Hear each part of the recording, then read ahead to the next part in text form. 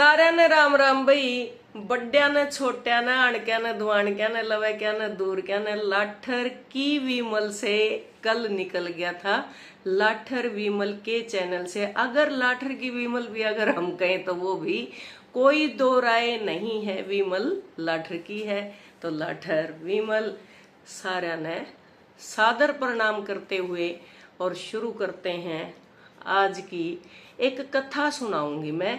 सबसे पहले दो चार शब्द मने जमा कतियाड़े मन में भारे थे कई दिन तक के बचपन को प्रबुद्ध करो, यौवन को शुद्ध करो और बुढ़ापे को सिद्ध करो। इवन के मतलब भी समझाए दूं क्योंकि मेरे गिले मेरी बेबेर छोटे बालक भी कई छोटे छोटे बालक भी जुड़े हैं, तो जिनने जिज्ञासा रहे है कि इनके मीनिंग के हैं। तो बचपन को प्रबुद्ध किस प्रकार से करते हैं? बचपन में ही बुद्धि दे देनी चाहिए बच्चों को। और वो बुद्धि कैसे मिलेगी कि हमारे आचार व्यवहार जो हम बड़े करते जाएंगे उन्हीं को बच्चा सीखता जाएगा। इस प्रकार से वो देखेंगे, जो देखेंगे बालक बुद्धि है भी, बालक की बुद्धि क्यों कर बढ़ानी है। जो न्यू नहीं कहा कर जिसी दुद्धि उसी है बुद्धि के जिसा माँ ने देख लियो भाई उसा बालक बन जाएगा। और फिर जब आजकल कई बार न्यू हुआ है कि बोतल फीड पे भी पीना पड़ा है, तो चाहे तो कहेंगे बकरी का दूध पिलाइयो, बालक ना हल्का भी रोएगा और बहुत ज्ञानी भी बनेगा, या फिर गाय का पिलाइयो मैस का, तो सबसे पाछे प्याग ना बड़े होगा ना तो देखी जावे जो ना मिले वो मजबूरी का नाम गांधी हो है कह करें। तो बचपन के में किस तरह हमने बच्चों को प्रबुद्ध बनाना पड़ता है, बुद्धिमान बनाना पड़ता है, ये संस्कार किसने देने पड़ेंगे? माता पिता ने ही। माता पिता का ही कर्तव्य बनता है। यौवन को शुद्ध रखें। जो आज के दिन पूरा ये क्लिप चल रही है हमारे मीडिया के ऊपर, सोशल मीडिया का भला है कि सारा उजागर करके धरते है।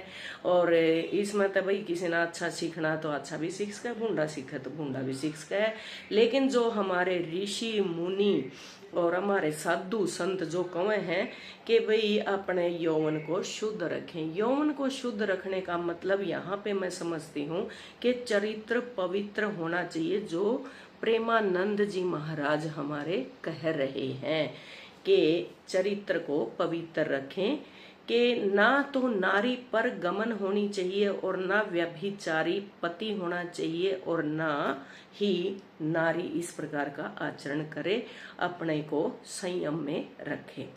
और बुढ़ापा सिद्ध करना चाहिए। बुढ़ापा ने सिद्ध क्यों कर सका? हाँ पा जिसी मारी ये जानती जाएगी उसे कार्य प्रणाली अपनी बढ़ती जाएगी। जब अपना यौवन शुद्ध नहीं रहेगा तो हम बच्चों के ऊपर किस प्रकार से दबदबा बना पाएंगे? अपने घर तय ले लो क्यों? अपने जब बालक तो उन्हें मौका देख दे हंड है, और फिर जब अपनी एक में चोरी जारी पकड़ी गई, क्योंकि चोरी और जारी जारी बहुत बड़ा शब्द कहूं मैं यहाँ पे। चोरी जारी गामा में भी कहे हैं और प्रत्येक उसकी भी, और अनिरुद्धाचार्य जी भी हमारी कह रहे हैं कि बच्चों को चोर चोर और जार कौन बनाना सिखाता है।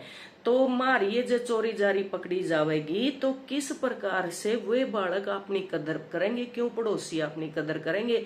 उन्हें जमा शुद्ध आचरण चाली जावे, जब बतेरे बतेरे बिना बात के न्यू बकदे हैं और कहते जावे हैं।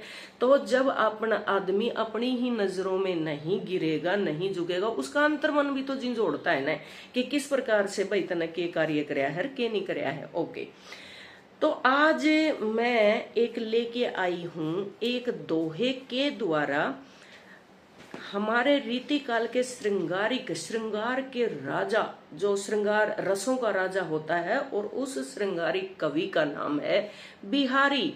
और बिहारी ने राजा जयसिंह को, राजा जयसिंह हमारे हुए हैं राजस्थान के यानी कि जयपुर के सवाई राजा, उनको किस प्रकार से एक दोहे के माध्यम से समझाया था। क्या नहीं करे आदमी की बुद्धि किसी टाइम तो भटक सके है और किसी टाइम उसने टर्निंग पॉइंट ले लो।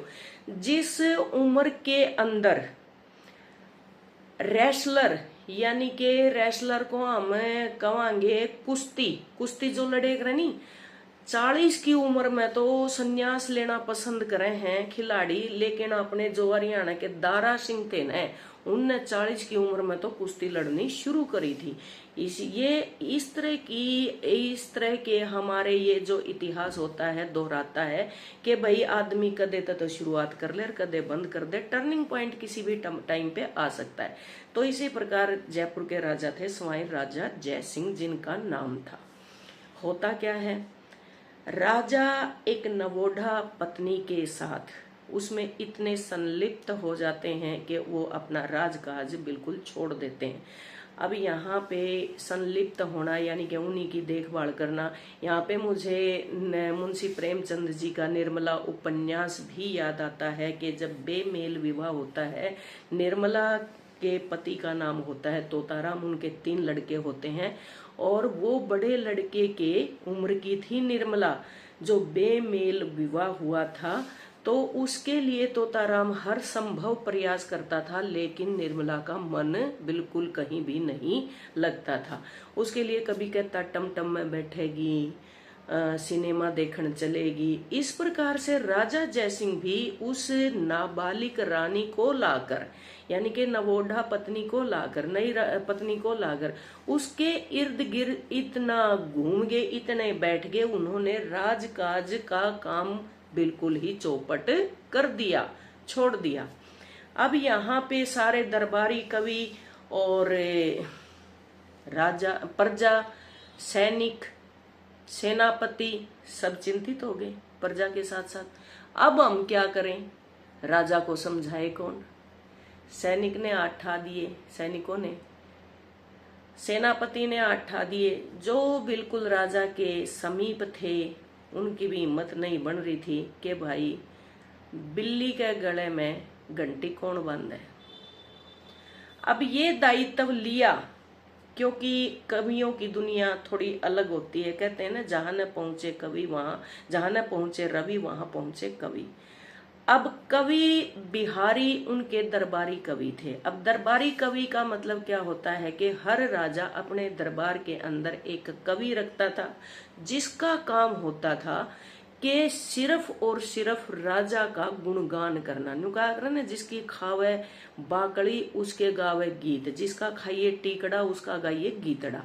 वो काम था कि उन कवियों का कभी भी ये नहीं रहा था कि कश्मीर से लेके कन्याकुमारी तक की वो चिंता पूरे राष्ट्र की करें, नहीं, वो सिर्फ अपने दरबार की चिंता रखते थे और अपने राजा का मनोरंजन करना और उनको खुश रखने का ही उनका काम होता था। अब यहाँ पर अगर बुद्धिमान कवि है तो भाई कुछ काम भी आवे। यहाँ पे बिहारी भी सोच में पड़ गया, अब क्या किया जाए। फिर भी बिहारी ने कहा कि सारी प्रजा ने, सारे राजपाट ने इनको न्यू कह दिया है कि बिल्ली के गले में घंटी कौन बांध है। तो बिहारी ने हिम्मत करी। बिहारी ने हिम्मत की, एक दोहा लिखा, नहीं पराग नहीं मधुर मधु, नहीं विकास इही काल। नहीं पराग नहीं मधुर मधु, नहीं विकास इही काल, अली कली ही सो बंध्या रागे कौन हवाल। हे भंवरे, बैठ के सुनाने लग रहा है कि हे भंवरे, अली मीन्स भंवरा, हे भंवरे, इस कली के ऊपर तू इतना मंडरा रहा है, जब ये कली फूल बन के खिल जाएगी तो तेरा क्या हाल होगा। क्या करेगा फिर तू तो बिल्कुल ही सब कुछ है भूल जाओगा। फूल के ऊपर तय आराम, काम धाम की में आराम व्यवस्था कुछ भी नहीं तेरी तो होगी। तो ये समझाया, ये कानों में पड़े राजा जयसिंह के ये शब्द कि नहीं पराग, इस फूल की कली से पे अभी ना तो वो पराग सफेद जो पाउडर जैसा फूल के हम लगाते हैं तो देखते हैं, नहीं मधुर मधु, यानी कि ना इसमें अभी वो मीठा शहद है। फूलों से शहद निकलता है ना, मधुमक्खी यूं लेके और अपना यहाँ से शक्करेगी रोड के अपना एकत्रित रहे। ये भी देखो भगवान की, मतलब ये रहस्य देखो प्रकृति के, किस प्रकार से ऐसे बैठ के फूल पे और ले जाती है, शहद इकट्ठा करती है और उस शहद का कोई मुकाबला नहीं होता। तो ना इसमें अभी वो मीठा शहद है, ना इसका इस समय यही काल नहीं विकास, विकास मैंने पूर्ण रूप से विकास होना, कि ये रानी अभी अभी तो यौवन की दहलीज पर इसने पांव भी नहीं रखा है, इतनी छोटी के साथ अभी हे राजन आप इसके साथ इतने संलिप्त हैं, जब ये यौवन में आ जाएगी तो आपका क्या हाल होगा, यानी कि ये जवान हो जाएगी तो तब आपका क्या हाल होगा। राजा को सुनी ये बात, राजा को समझ में आई, क्या सच में ही मैं ऐसा इस प्रकार का कर रहा हूं। राजा ने दिमाग लगाया, राजा के टर्निंग पॉइंट आया, राजा सुबह सुबह लगा दिया दरबार। राजा ने सभी दरबारियों को बुलाया गया, सभा सजा दी गई। राजा बोलते हैं बिहारी को कि बिहारी ने मेरी आंखें खोल दी। देखो राजा अपनी गलती मान के और कि बिहारी को न केवल प्रशंसा किया, प्रशस्ति पत्र दिया, बल्कि बिहारी को कहा कि आप मेरे दरबारी कवि तो हैं ही हैं, वो वेतन तो लेते ही हैं, आज के बाद आपको हर एक दोहे पे एक सोने की अशर्फी भी मिलेगी। दरबारियों का मनोबल बढ़ा, बड़े खुश हो गए कि क्या कमाल के विचार हैं राजा के। और एक छोटी सी बात को लेके मतलब वो इतनी बड़ी बात को समझ गए, 2 लाइनों को, कि नहीं पराग नहीं मधुर मधु नहीं विकास ही काल, अली कली सो बंदे और आगे कौन आवाल। ये भंवरे तू कली के ऊपर अपनी इतनी भूडी नीत दे रहा है तो ये फूल बनेगा जब तरह की हाल होगा। इसी प्रकार राजा ने सोचा कि तू इस नवोढ़ा रानी के मतलब बंधन में प्यार में बंध कर अपनी सारी प्रजा का ख्याल छोड़ रहा है, तो सच में प्रजा तेरे को क्या कहेगी। और उस दिन से राजा ने अपना दरबार लगाया, प्रजा का पूरा ख्याल रखा। तो कहते हैं भाई देर आए दुरुस्त आए। और बिहारी कवि को कौन नहीं जानता, रीति काल के श्रृंगारिक कवि जो रीति सिद्ध कवि कहलाते हैं। रीति काल के अंदर 3 शाखाएं इनकी हुई हैं, रीतिबद्ध, रीति सिद्ध और रीति मुक्त। इनके तरफ हम जाएंगे क्योंकि ये मैंने एक कहानी सुनानी थी, और इस कहानी के माध्यम से फिर हम जो आज के दिन की ये एक बवाल मचा हुआ हमारे साधु संत, हमारे मुनि ऋषि जो बात हमें बता रहे हैं, जो माँ बाप हमें बता रहे हैं, वो बातें हमें अमल में लाने योग्य हैं। और जय आप नहीं मानोगे तो आपका ही भविष्य किस प्रकार से जा रहा है वो झेलना आपको ही पड़ेगा। क्योंकि मारे माँ बापा ने हमें संयम में रखा, तो आज हम थोड़ी सुख की सांस ले रहे हैं। हमारे से नेक्स्ट पीढ़ी इतना लिबरल होके इतना जा रही है कि मैं मर्जी जो करूं, मैं मर्जी यूं करूं, तो तारे तक आने वाली पीढ़ी फिर के करेगी। ये आपके कंधों पर सारा बोझ आएगा और आप देखोगे फिर आपका जो बुढ़ापा है ना वो सिद्ध नहीं कर पाओगे आप।